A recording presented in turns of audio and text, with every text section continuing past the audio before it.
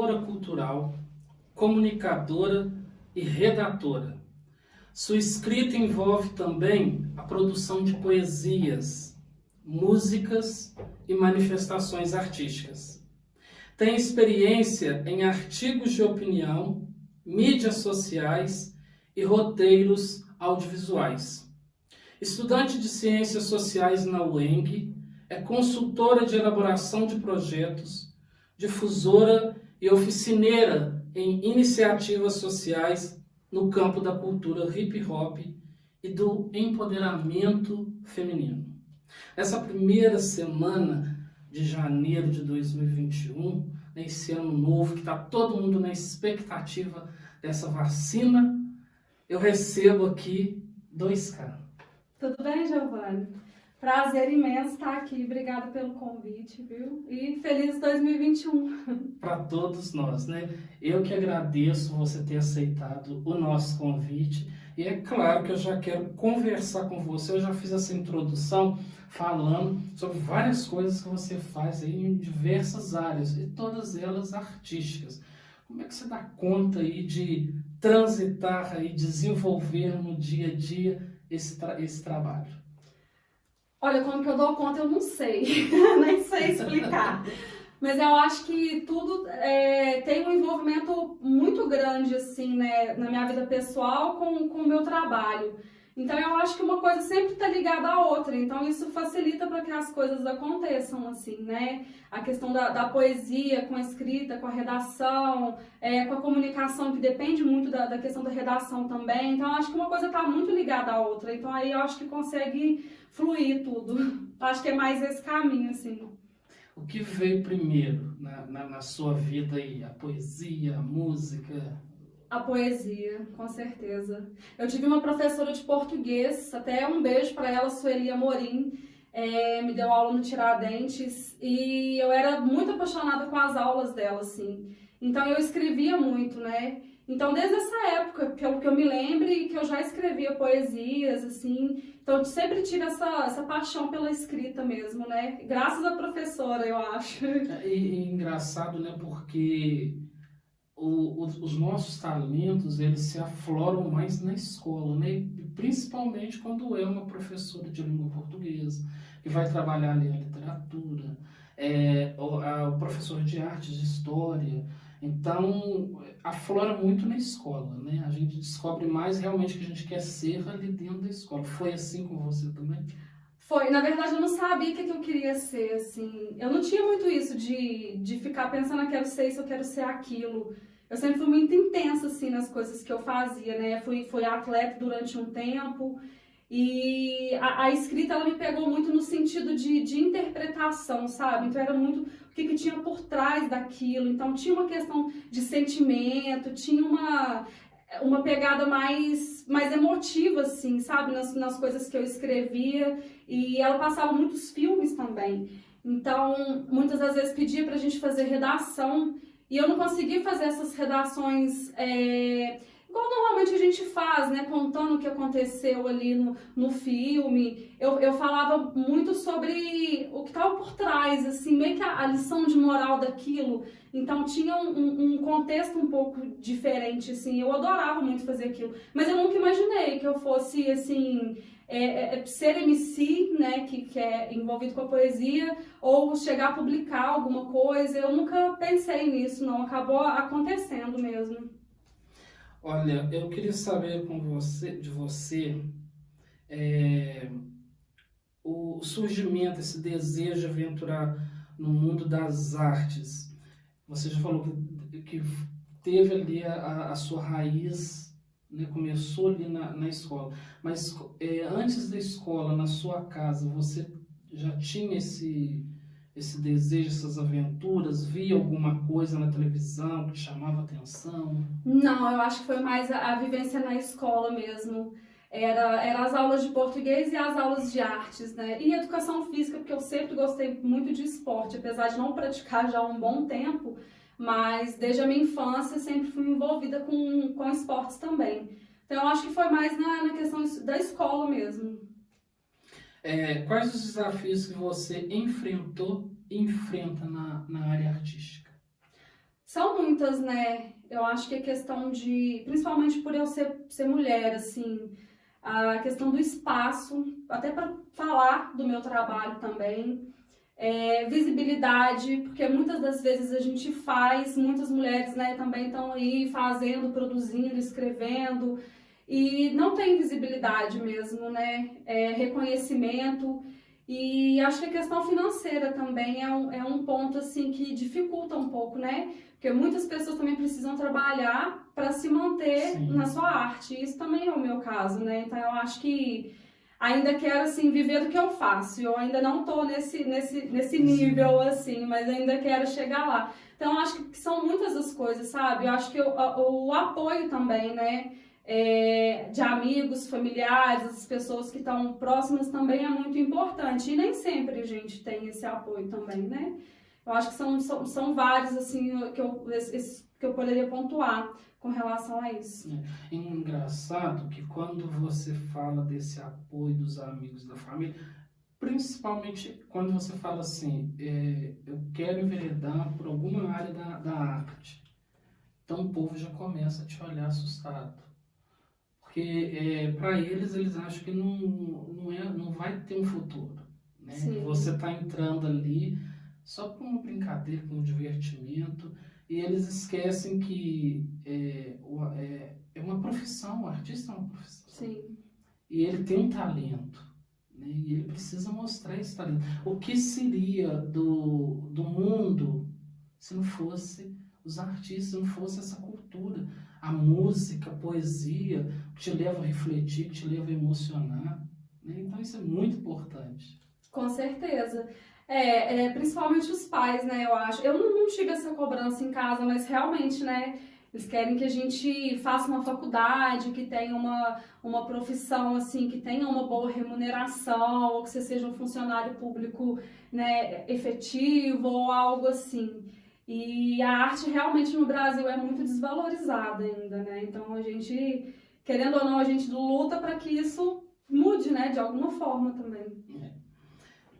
Durante esse tempo de vivência cultural, o que mais te emocionou? E qual experiência você tirou das histórias vividas?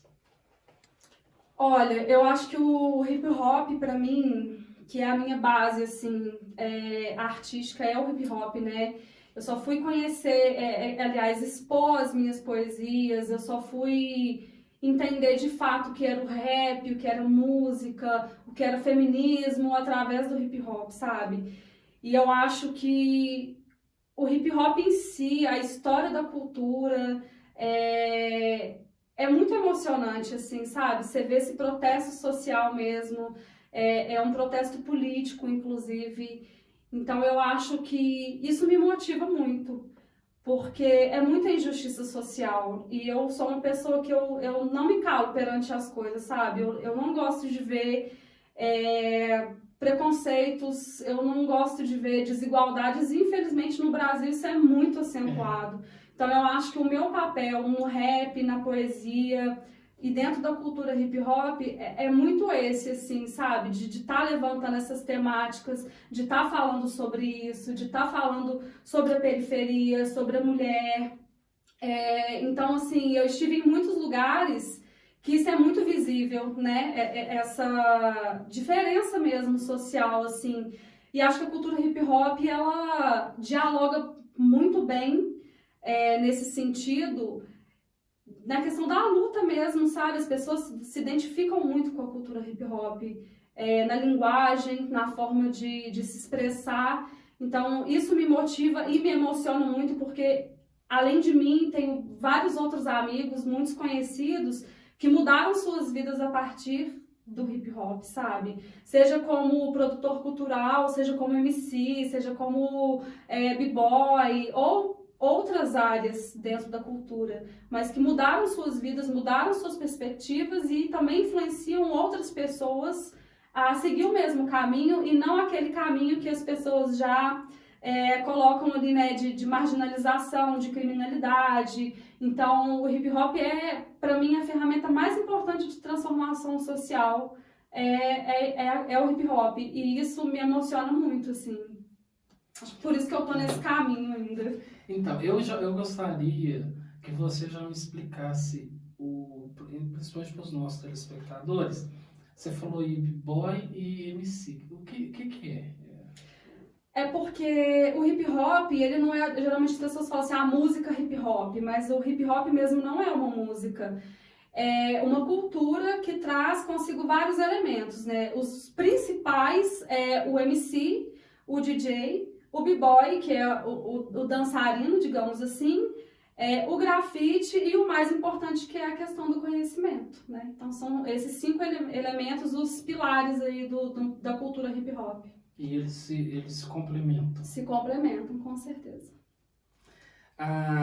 Você é compositora. Qual é a sua principal inspiração para compor uma música? Eu sou muito voltada para as minhas questões pessoais. Eu sempre, quando eu escrevo algo, é basicamente falando para mim mesma, sabe? Da minha vivência também, como mulher, como mãe, e sentimentos, assim, coisas bem pessoais, né, que a gente vivencia e que aflora algum sentimento, alguma coisa. Geralmente é isso que eu trago nas minhas letras. Ou coisas que eu observo ao redor também, né? Nos lugares que eu vou, as coisas que eu vejo, que acontecem. Então é muito isso. É muito pessoal, mas ao mesmo tempo dialoga com muitas outras pessoas, né? Isso que é o interessante da música, né? Você escreve uma coisa e tantas outras conseguem se identificar. Então acho que a música tem esse papel de ligar as pessoas, né? Qual que, assim, foi a sua melhor composição até agora? Ou seja, você considera todas, assim, a melhor história que você teve?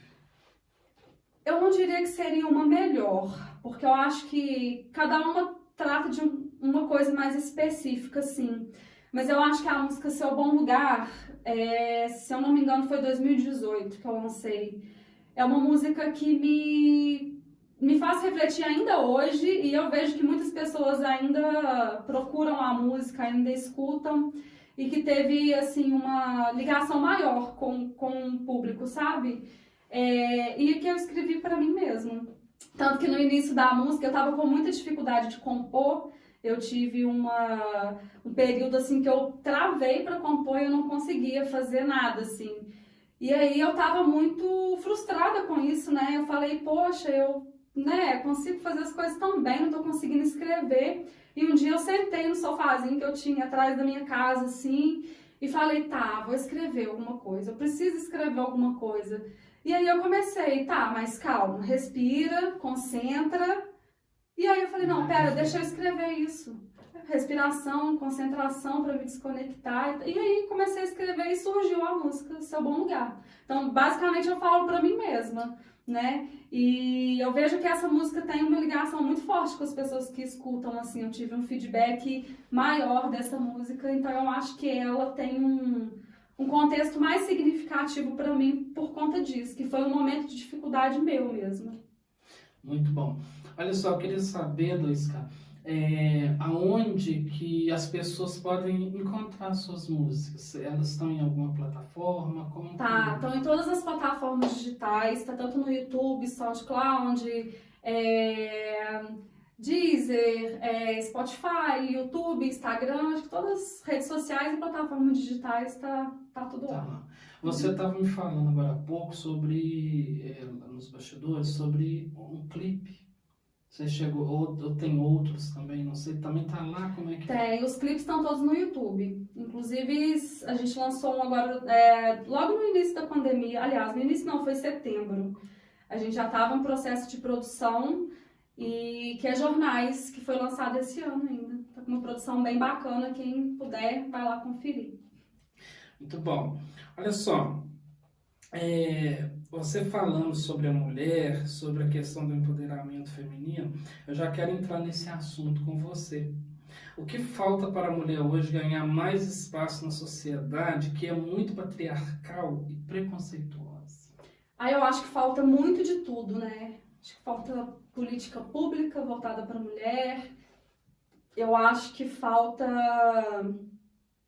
É muita coisa, porque é um processo de desconstrução que não tem como a gente falar, sabe, mudar de um dia para o outro, que o Brasil vai deixar... Não, porque é uma coisa tão enraizada que eu acho que, assim, a gente precisa trabalhar muito mesmo. Até a gente, eu também como mulher, preciso me desconstruir muito. E eu acho que o mais importante é a gente sempre estar aberta ao diálogo, principalmente a ouvir, a procurar, a ler, a saber de pessoas que já têm um conhecimento maior sobre isso, né? Sobre a questão do feminismo, e dentre outras áreas também, não só dessa. Mas eu acho que é uma coisa muito complexa para se citar uma que precise, sabe? Mas eu acho que o diálogo é a principal coisa. Tá aberto a ouvir mesmo, né? E para as pessoas que são protagonistas, ocuparem mesmo os espaços, né? Para poder dialogar e falar a respeito, né? Da violência contra a mulher, enfim, de vários outros aspectos que tem dentro dessa temática, assim. Eu acho que é isso.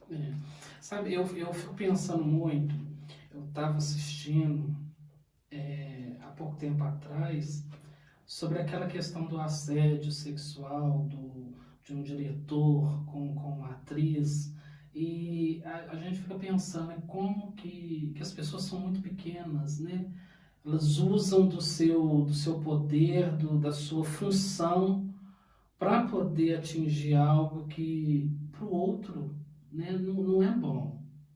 Vai intimidar o outro, vai deixar o outro sem ação, né? E principalmente a mulher. A mulher, ela ainda é tratada por muitos machistas como um objeto, né?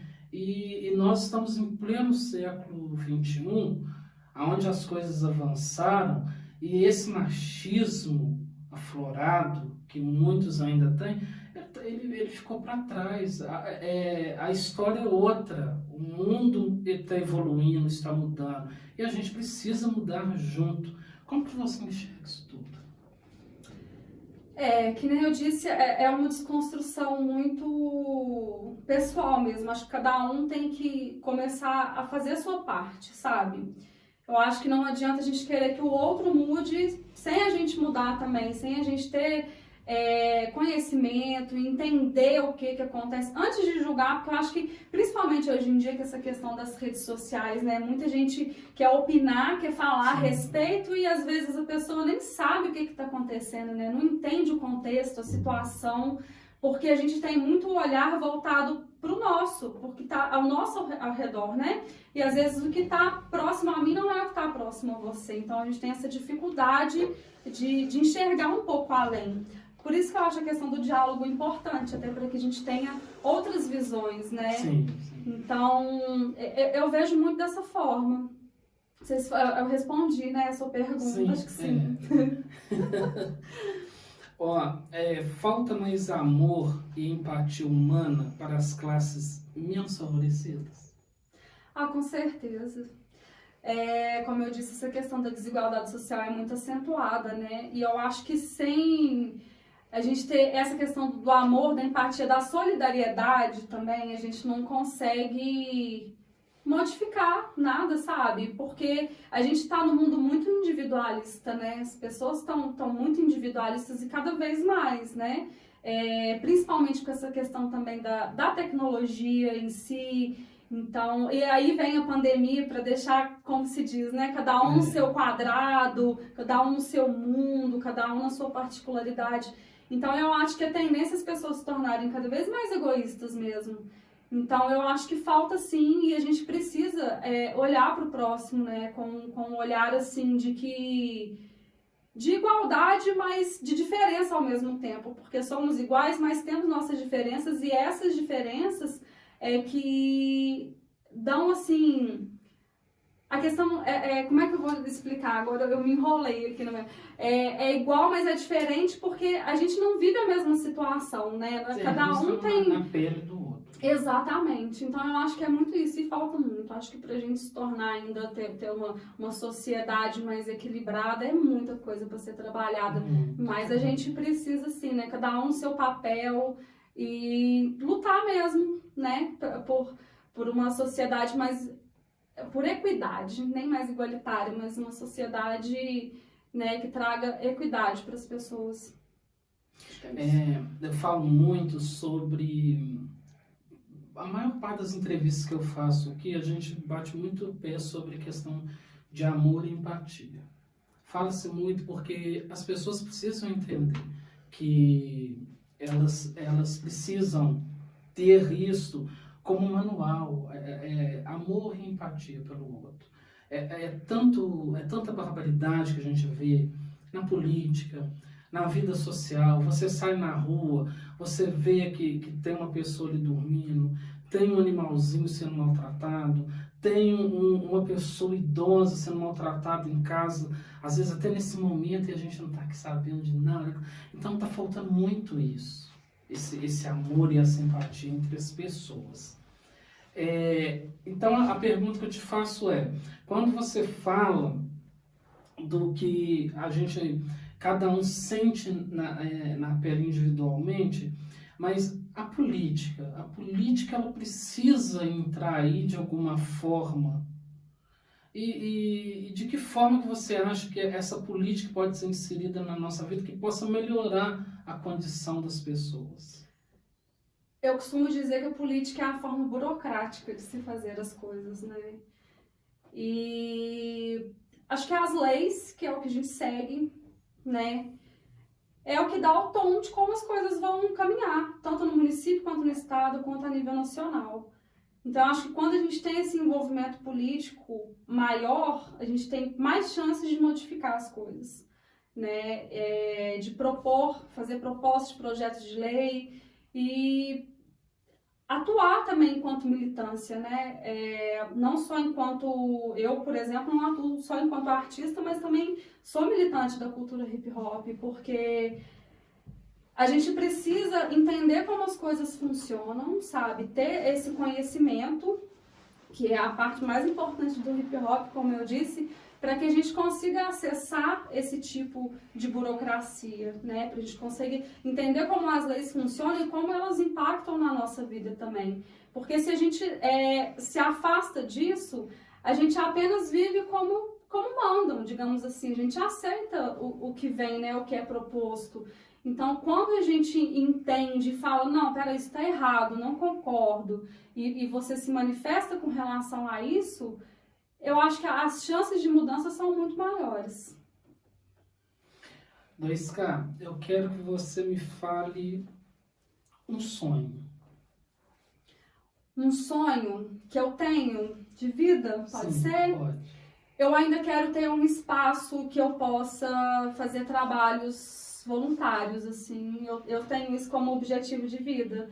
Um espaço físico mesmo, para oficinas, para palestras, enfim, para atividades artísticas. Eu tenho muito esse sonho, essa vontade, assim, né? A questão do audiovisual também, da escrita, então de estar trabalhando várias coisas no espaço, eu tenho essa vontade. Se Deus quiser, um dia ainda. Vai ser, que consigo. bacana. O medo. Medo. Eu acho que a solidão é uma coisa que me dá muito medo. Eu sou uma pessoa que eu não sei ser sozinha.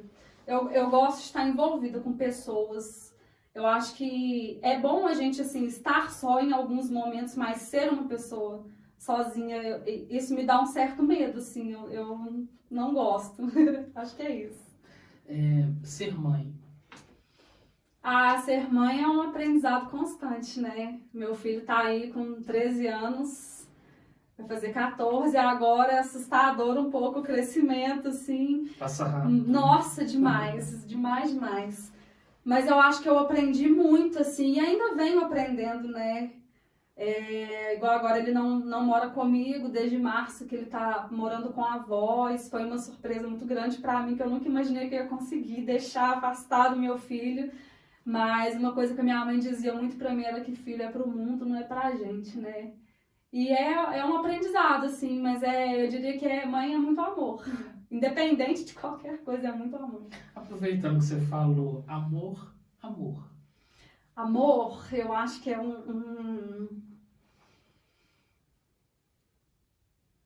é um vácuo, assim, sabe? É meio que esse silêncio que eu tive, porque eu acho que amor é uma coisa que ela tá em cada cantinho, sabe? Em tudo que a gente faz. Eu acho que, igual eu assim, em cada poesia, sabe? Em cada contato, em cada diálogo. em casa. Então, acho que amor é minhas plantinhas que eu cuido, é tudo. Eu acho que é tudo que movimenta a gente de alguma forma, sabe? Eu acho que isso é amor. Que você pode tocar, que você pode Sim, sentir, às vezes só né? sentir, às vezes ouvir, às vezes... Eu acho que é uma coisa que tá aqui, sabe? Tá aí. Não tem uma definição, assim, eu acho. Que são detalhes, muitos detalhes, assim.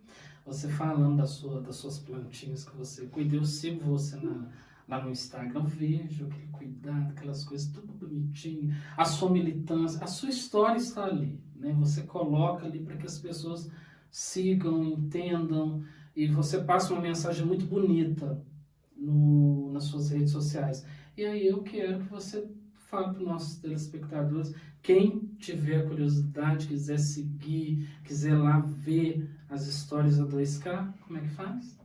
O Instagram tá 2KRap, 2KRAP. Facebook é a mesma coisa, no YouTube também é o mesmo arroba, digamos assim. Então tá tudo lá, só acessar, segue a gente, curte nosso trabalho e é isso. Que bom. E pra gente encerrar, eu gostaria que você deixasse, já nesse início de 2021, uma mensagem, não só para a mulher, né, essa mulher feminista, mas para toda a sociedade. Eu tenho uma poesia que eu costumo recitar, assim, geralmente inícios de shows, que eu acho que me representa um pouco. Acho que o principal é não se calar e a luta pelos seus sonhos, pelos seus direitos, pela sua vida, principalmente, né? Fiquemos vivas aí. É isso. Olha só, eu te agradeço muito por você ter vindo aqui. Hoje o Giovanni Goulart entrevistou essa artista maravilhosa, 2K. Eu que Muito agradeço. obrigado Obrigada. e até o nosso próximo programa. Beijo.